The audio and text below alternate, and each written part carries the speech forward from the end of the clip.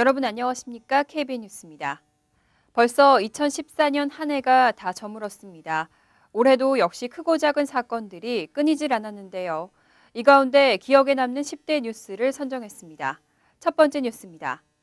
맥도날드 매장에서 한인 노인들이 경찰에 의해 쫓겨나는가 하면 매니저에게 폭행당하는 일이 발생했습니다. 노인 차별을 넘어 인종차별 문제로 확산되면서 한인 사회는 불매 운동을 전개하고 있습니다. 지난 1월 2일 퀸즈 플러싱 파슨스 블러바드 선상의 맥도날드. 매니저의 신고를 받고 출동한 경찰은 한인 노인 6명을 밖으로 몰아냅니다. 커피 한 잔을 시켜놓고 너무 오랫동안 자리를 점거했다는 이유였습니다. 당시 여론은 매일 가게를 찾는 단골 손님을 내쫓은 건 너무한 처사라는 입장과 맥도날드로서는 그럴 수 있다는 의견이 팽팽히 맞섰습니다.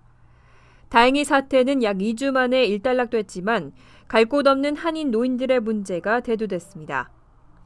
플러싱 일원에는 경로센터나 어덜트 데이케어 센터는 많지만 정작 노인들이 마음 편히 쉴 수 있는 공간이 없어 문제로 지적됐습니다. 그로부터 한 달이 지난 2월, 플러싱 메인스트릿에 위치한 맥도날드에서 주문한 커피가 늦게 나온다고 항의하는 60대 한인에게 매니저가 폭언과 폭행을 가하는 일이 또 발생했습니다. 폭행을 당한 김 씨를 대리하는 법무법인 김앤배는 퀸즈 검찰청으로부터 입수한 매장의 CCTV 영상을 입수해 최근 공개했습니다.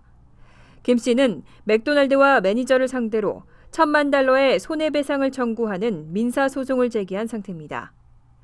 한편 뉴욕 한인학부모협회 등 한인단체들은 이 일을 명백한 인종차별로 규정하고 불매 운동을 선언했습니다. 올해 대한민국을 송두리째 뒤흔들었던 세월호 참사. 304명이 사망하거나 실종된 세월호 사고로 온 국민이 큰 상처를 받았습니다. 사고 직후에는 온갖 비리와 허술한 재난 대응 시스템이 노출되기도 했는데요.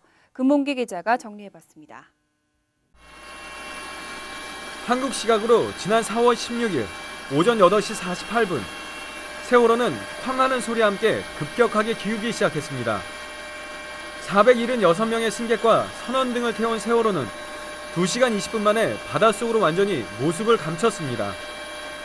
세월호 침몰 당시 선실에서는 적절한 대응을 하지 않은 채 대기하라는 방송만 내보냈고 선장과 승무원 15명은 승객을 버리고 먼저 탈출했습니다. 해경도 승객들을 대피시키지 않고 물에 빠진 사람만 구조했습니다. 세월호 참사로 안타깝게 목숨을 잃은 사망자는 무려 295명. 사고 이후에도 수색이 거듭됐지만 실종자 9명은 아직도 가족의 곁으로 돌아오지 못하고 있습니다. 뉴욕과 뉴저지에서도 세월호 희생자를 추모하는 분향소가 설치돼 한인들의 조문발길이 이어졌습니다. 세월호 참사 이후 수사와 재판 과정에서는 오랫동안 쌓인 비리가 속속 드러났습니다. 이로 인해 뉴욕에서는 박근혜 대통령 유엔 총회 방문 시 세월호 특별법 제정을 촉구하는 시위와 대통령 방문을 환영하는 행사가 연이어 일어나며 뉴욕 한인사회 갈등 양상을 보이기도 했습니다. 온 국민에게 큰 상처를 남긴 세월호 참사. 대한민국의 안전 불감증과 재난 대응 체제의 현 주소를 보여주는 안타까운 참사였습니다. KBN 뉴스 금원기입니다. 올 한 해 동안 뉴욕주 교과서에 동해와 일본해를 함께 표기하도록 하는 법안이 추진됐습니다. 법안이 주 상원을 통과하면서 한인 사회의 기대도 컸는데요. 하지만 주 하원 교육위원회를 넘기지 못하고 결국 안타깝게 무산됐습니다. 박민기 기자입니다. 지난 3월 버지니아주에서 교과서 동해병기 법안이 통과되면서 뉴욕과 뉴저지 한인사회도 법안 추진에 나섰습니다. 뉴욕주에서는 토니 아벨라 상원의원이 발의한 뉴욕주 교과서의 동해병기 법안이 지난 5월 6일 주 상원 본회를 통과했습니다. 이후 에드워드 브라운스타인 주 하원 의원이 아벨라 의원의 법안에 맞춘 수정안을 상정했지만 하원에서는 교육위원회의 벽을 넘지 못했습니다. 한인사회는 서명운동까지 전개하며 동해병기 법안의 통과를 시도했습니다. 하지만 캐서린 놀란 교육위원장이 법안 처리에 부정적인 의견을 밝히면서 다음 회기에도 교육위원회 통과에 진통이 예상된다는 분석이 나오고 있습니다. 뉴욕주 교과서 동해병기 법안을 위한 범동포 한인추진위원회는 새해에는 더 체계적인 로비로 회기내 법안 통과를 성사시킬 계획이라고 밝혔습니다. KBN 뉴스 박민기입니다. 플러싱 공영주차장을 대규모 주상 복합단지로 개발하는 플러싱 커먼스 프로젝트. 수년간 지연됐던 프로젝트가 시작되면서 반가움의 목소리가 컸는데요. 현재 1단계 공사가 진행되고 있습니다. 수년간 지연됐던 플러싱 공영주차장 부지의 플러싱 커먼스 프로젝트 공사가 시작됐습니다. 플러싱 공영주차장을 대규모 주상 복합단지로 개발하는 플러싱 커먼스 공사는 총 8억 5천만 달러 규모로 추진됐습니다.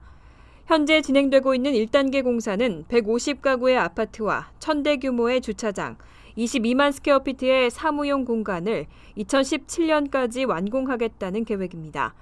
또 2단계 공사에서는 6만 2천 스퀘어피트의 YMCA와 28만 스퀘어피트 면적의 상용 공간, 1.5에이커의 야외 공연장 등 시민들의 휴식 공간이 마련됩니다. 또 아파트 450가구와 1만 5천 스퀘어피트 면적의 커뮤니티 공간도 마련됩니다. 2단계 공사는 2021년 완공을 목표로 하고 있습니다. 한편 공사가 시작된 후 교통체증과 보행자 안전 문제가 대두되면서 최근 공사장 인근에는 교통 안내원이 신규 배치되고 교통 흐름을 통제하고 있습니다. 친딸을 방화 살해했다는 혐의로 가석방 없는 종신형 선고를 받고 25년간 억울한 옥살이를 한 이한탁 씨가 지난 8월 보석 석방됐습니다. 한인 사회에도 큰 기쁨과 커다란 감격을 안겨준 일이었는데요. 금홍기 기자가 되짚어봤습니다. 이한탁 씨가 억울한 옥살이를 하게 된 것은 지난 1989년 펜실베니아주의 한 교회 기도원에서 발생한 화재 때문이었습니다. 당시 우울증을 앓고 있던 딸 지연 씨의 치료를 위해 기도원에 함께 머물러던 이 씨는 불이 나자 밖으로 빠져나왔지만 딸은 숨진 채 발견됐습니다.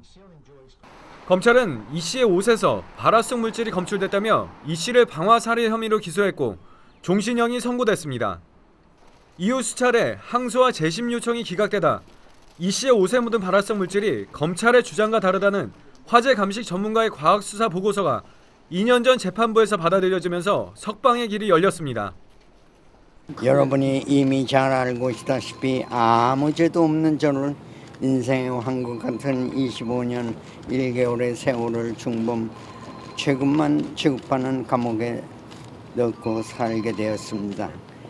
세상 천지 어느 곳을 뒤져봐도 이렇게 억울한 일은 역사에 없을 것입니다.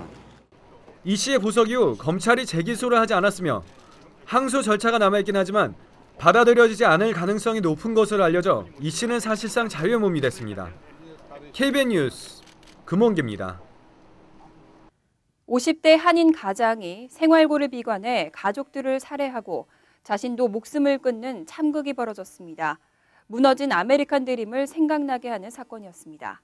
박민기 기자입니다. 지난 9월 10일 새벽 플러싱의 한 아파트에서 화재가 발생했습니다.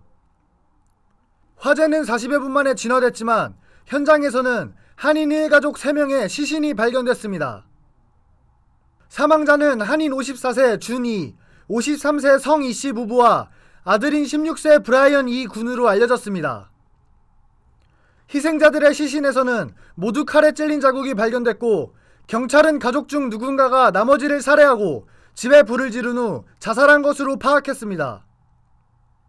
생활고를 보이지 않았던 밝은 모습의 부인, 최근 SUV 차량을 구입했던 남편, 특히 이들 부부의 자랑이었던 아들 브라이언 이 군에 대한 안타까움이 컸습니다.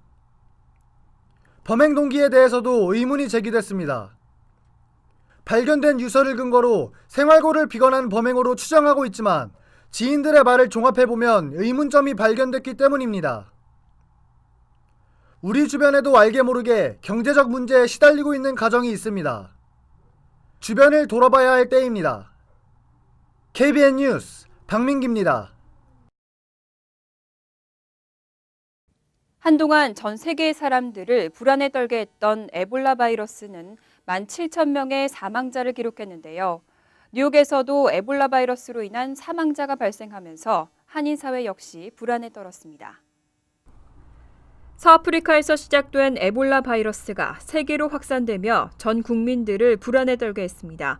지난 10월 라이베리아에서 미국에 입국한 40대 남성이 확진 판정 9일 만에 사망하면서 미국도 에볼라 공포에 휩싸였습니다. 첫 사망자 발생 4일 뒤엔 환자를 치료하던 간호사들의 감염 사실이 알려지고 닷새 뒤에는 시에라리온에서 환자를 돌보던 의사가 미국으로 후송된 지 이틀 만에 사망하면서 미국 내 에볼라 확산에 대한 우려가 최고조에 달했습니다. 에볼라 감염 환자가 속출하자 미국에서는 공항 입국 시 검사를 실시하고 감염 의심 환자들을 사전에 격리시키는 등 에볼라 확산을 막기 위한 대대적인 조치를 취했습니다. 오바마 미국 대통령은 미국 내 에볼라 확산 가능성을 전면 부인하며 시민들 안심시키기에 나섰지만 뉴욕에서도 의심 환자가 발생하면서 한인사회 역시 공포에 휩싸였습니다. 세계보건기구에 따르면 12월 초까지 총 17,000명의 에볼라 감염자가 발생했으며 이 중 6천여 명이 사망했습니다. 지난 11월 치러진 중간선거는 한 단계 성장한 한인사회의 정치력을 확인할 수 있는 기회가 됐습니다. 하지만 기대를 모았던 후보가 떨어지는 안타까운 경우도 있었습니다. 11월 중간선거 박민기 기자가 정리해봤습니다. 11월 중간선거에서 한인 정치인들이 대거 당선됐습니다. 연방 하원을 비롯 주의회와 시의회, 교육위원 등 선거에 출마한 전국의 한인 후보들은 25명으로 이 중 17명이 당선됐습니다.